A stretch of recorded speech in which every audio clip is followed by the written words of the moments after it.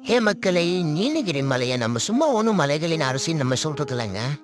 இந்த வீடியோவை பாருங்க, உங்களுக்கே அது புரியும். சாலையை விரிவு பண்ணும்போது அங்கிருந்த மரத்தை அகற்றக்கூடாதுன்னு சொல்லி அந்த மரத்தை சாலையின் நடுவிலேயே விட்டுட்டாங்க. இந்த இடத்துல தாங்க நீலகிரியில வாழ்ற மக்களோட இயற்கை, அது மட்டும் இல்லாம இயற்கையின் மீது உள்ள மோகம், அதை நம்மளால பார்க்க முடியுது.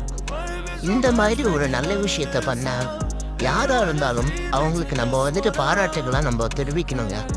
இப்பெல்லாம் இருக்கிற மக்கள் எப்படி தெரியுங்களா?